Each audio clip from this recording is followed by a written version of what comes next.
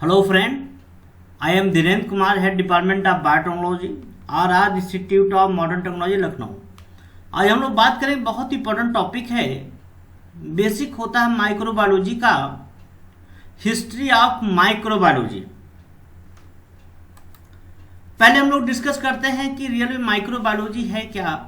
तो माइक्रोबायोलॉजी एक ऐसा बायोलॉजिकल सिस्टम का एक ऐसा ब्रांच है जिसमें हम लोग माइक्रोस्कोपिक साइज के ऑर्गेनिज्म की क्या करते हैं, स्टडी करते हैं। माइक्रोस्कोपिक साइज का मतलब होता है जिसकी साइज नियर बाई क्या होती है, 10⁻⁻⁶ के नियर बाई होती है। That is known as microbiology. Microbiology जो टर्म है, सबसे पहले जो आपके साइंटिस्ट दिए थे, ये आपके लुईस पास्चर ने सबसे पहले टर्म दिया था। But that term microbe was first use by सिटीलॉट। इन्होंने सबसे पहले जो है आपके माइक्रोब आपके टर्म दिए थे। बहुत इंपॉर्टेंट आपके होते हैं सभी चीजें। माइक्रोबायोलॉजी की बात करें, माइक्रोबायोलॉजी एक ऐसी ब्रांच है जिसकी डिफरेंट आपके एरा है, डिफरेंट ट्रांजिशन आपके फेजेज होते हैं, डिफरेंट आपके पीरियड्स हैं। हर एक पीरियड में एक आपके माइक्रोबायोलॉजी का एक स्पेसिफिक रिसर्च है। तो आज हम लोग डिस्कस करेंगे कि आपके कौन कौन से एरा, कौन कौन से पीरियड है माइक्रोबायोलॉजी के डिस्कवरी का, उस पर हम लोग बात करेंगे। सबसे पहला हम लोग बात करते हैं डिस्कवरी एरा। डिस्कवरी एरा जो आपका स्टार्ट हुआ है रॉबर्ट हुक से हुआ है। रॉबर्ट हुक जो आपके हैं पहले साइंटिस्ट थे जिन्होंने एक सिंगल लेंस के थ्रू क्या है टिश्यू में से एक सेल को क्या किया था, आइडेंटिफाई किया गया था। उन्होंने एक सेल उसको टर्म दिया था। Robert Hooke was the first to use a lens to observe the smallest unit of tissue he called cell. उन्होंने टिश्यू से स्मॉलेस्ट यूनिट को आइडेंटिफाई किया और उन्होंने क्या बोल दिया उसको सेल। इसके बाद आए एंटोनी वान लीमेनहॉफ 1632 से 1723 was the first to observe and describe microorganism called animalcule। Antony वान लीमेनहॉफ ने सबसे पहले माइक्रो ऑर्गेनिज्म को ऑब्जर्व किया, डिस्क्राइब किया और उन्होंने वहां पे बैक्टीरिया प्रोटोजोआ नाम ना देके एनिमलक्यूल का नाम उन्होंने दिया था। ये आपके एग्जाम में पूछा जाता है। कैसे आइडेंटिफाई किया था? He construct double convex lens held between two silver plate. He developed the simple microscope. He constructed simple microscope composed of double convex lens held between two silver plate, and the microscope magnification power around 50 to 300 times। मतलब जो लीमेनहॉफ ने जो microscope का development किया था उसका जो magnification power मतलब होता है कि कोई साइज का कितना टाइम इंक्रीज करके देख लीजिए। जैसे कोई भी आपका साइज है, यहाँ पे माइक्रोस्कोप के थ्रू जो है 50 to 300 साइज किया गया था, उसकी साइज बढ़ाई गई थी यहाँ पे। इसीलिए एंटोनी वान लीमेनहॉफ को बोला जाता है he is also considered as father of microbiology. He is also considered to be father of bacteriology and protozoology। Important। This is the phase of discovery phase। इसका होता है ट्रांजिशन फेज, जिसमें आपके डिस्कवरीज होती हैं, जिसमें उनके रूल को सपोर्ट भी किया जाता है, मॉडिफाई भी किया जाता है। तो सबसे पहले आपके साइंटिस्ट थे Redi 1626 to 1697। He carried out series of experiment on decay meat. इन्होंने जो डिके मीट होता है उस पर इन्होंने बहुत से एक्सपेरिमेंट किया था and its ability to produce maggot spontaneously. और उन्होंने बोला कि वहां पे कोई लाइफ प्रोड्यूस आपको कर सकते हैं। इसके बाद आए आपके नीदन, जॉन नीदन एक साइंटिस्ट थे 1730 to 1781। He support the theory of spontaneous generation. He propose that tiny organism the animalcule arose on his mutton gravy। इन्होंने सबसे पहले इन्होंने सपोर्ट किया रेड्डी के एक्सपेरिमेंट को। बिल्कुल सही है कि यहाँ पे जो आपकी स्पॉन्टेनियस जनरेशन आपके होते हैं, जो आपके मीट ग्रेवी में माइक्रोब का क्या हुआ, आपका जनरेशन हुआ। बता गए scientist Jon Snow. He so the growing awareness of the mode of disease transmission. ये पूछा जा चुका क्वेश्चन में कि क्या मोड होता है डिजीज ट्रांसमिशन का, इसके अवेयरनेस पे इन्होंने क्या किया, आपके वर्क किया। Schwann, Schleiden and Schwann, air was the source of microbe. Schwann ने डिस्क्राइब किया कि एयर जो होता है मेन सोर्स होता है किसका, माइक्रोब का। Darwin in 1859 in his book Origin of Species show that the human body could be conceived as a creative susceptible to the law of nature. Disease may be a biological phenomena. बहुत important इन्होंने origin of species book में उन्होंने ये चीजें आपको बताया था। This is the most important era for microbiology, golden era. Golden era आपके एग्जाम में पूछे आते हैं कि golden age of microbiology began with the work of Louis Pasteur and Robert Koch 1850 to 1910। इस 60 साल का जो एरा रहा माइक्रोबायोलॉजी के डिस्कवरी का, जिसमें माइक्रोबायोलॉजी में नया इवोल्यूशन आया, that is known as golden era. इसमें सबसे जो मेजर कंट्रीब्यूशन था आपके लुइस पास्चर का। बहुत इंपॉर्टेंट क्या आपके वर्क है, Louis Pasteur propose neck flask experiment. इन्होंने सबसे पहले नेक फ्लास्क एक्सपेरिमेंट दिया। He resolve the controversy of spontaneous generation versus biogenesis and prove that micro organism are not spontaneous generation from inanimate matter but arise from other microorganisms.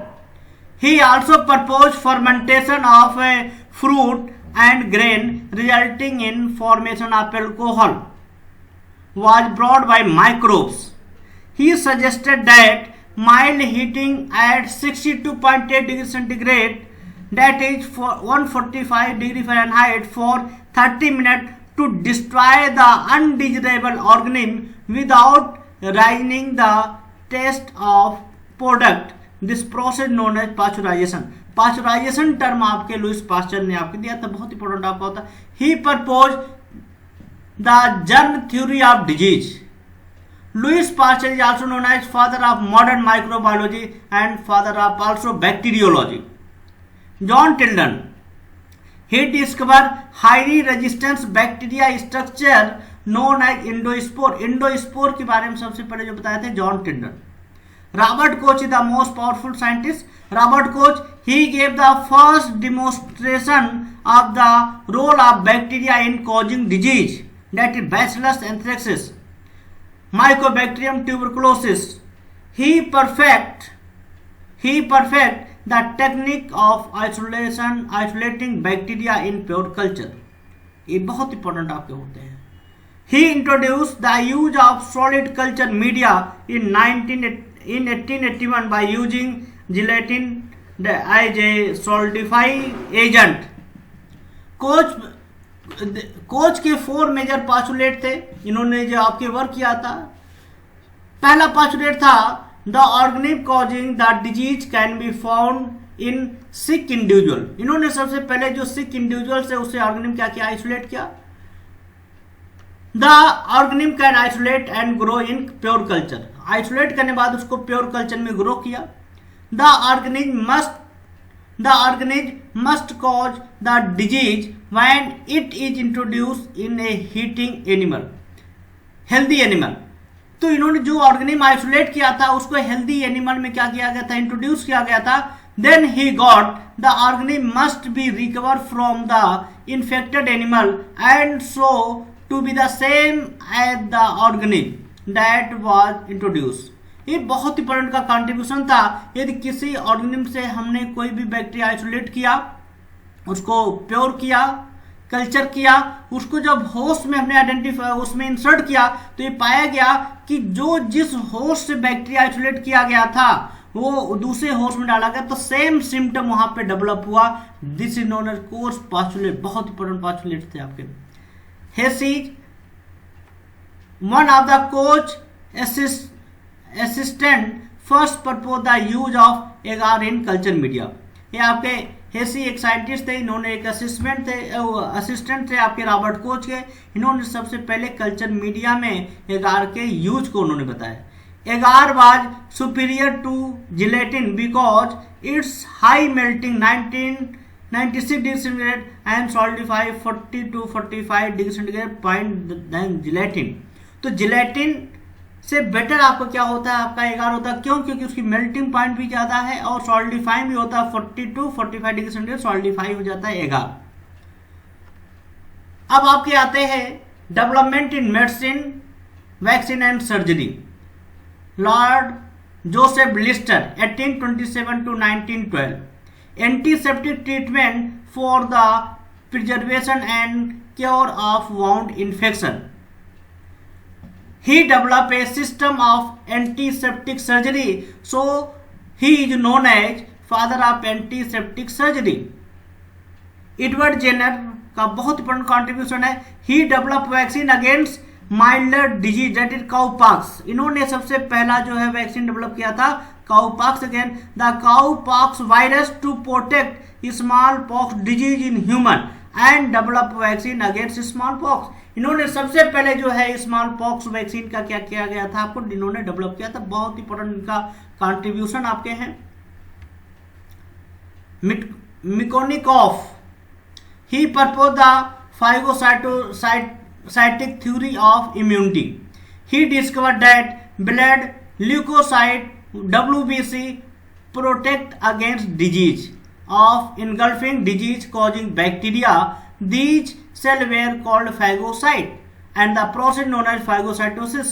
तो phagocytosis के बारे में सबसे पहले इन्होंने डिस्क्राइब किया था कि आपके बैक्टीरिया जो आपके ब्लड होते हैं ल्यूकोसाइट और WBC वो फैगोसाइट के जैसे वर्क करते हैं। They damage, they destroy, they engulf the disease causing bacteria. Human blood cell referred to as cellular immunity, और इन्होंने डिस्क्राइब किया जो ह्यूमन ब्लड होता है they act as cellular immunity. Fleming का बहुत इंपॉर्टेंट कॉन्ट्रीब्यूशन है। He discover the first wonder drug penicillin. इन्होंने सबसे पहले पेंसिलिन का क्या किया था, डेवलप किया था। और पेंसिलिन क्या है? This is the first antibiotic. Voxman discover streptomycin antibiotic from Streptomyces and he got Nobel Prize in 1952. Thank you, all the best. Next lecture में हम लोग डिस्कस करेंगे, बहुत ही बड़ा टॉपिक है morphology and ultra structure of bacterial cell. ये जो आपका जो भी हम लोगों ने डिस्कशन किया है, चाहे नीट हो, चाहे गेट बायोटेक हो, चाहे CSIR हो, ये आपके क्या है, इसके लिए आपका बेसिक होता है। इसमें से आपके क्वेश्चन कभी कभी पूछे जाते हैं, लेकिन जो morphology and ultra structure of bacterial cell है बहुत इंपॉर्टेंट है। इसको हम लोग नेक्स्ट लेक्चर में पूरा डिस्क्राइब करेंगे पूरे डिटेल में। Thank you, all the best. और thank you RR institute of modern technology जो फैकल्टी प्लस बच्चों के लिए एक ऐसा प्लेटफॉर्म डेवलप कर रहे हैं जो बच्चों के कैरियर के लिए क्या है, बेटरमेंट हो। Thank you. कभी आपके पास समय हो तो आप बिल्कुल आप आएँ RR में और हमसे आप मुलाकात करें। Thank you, all the best.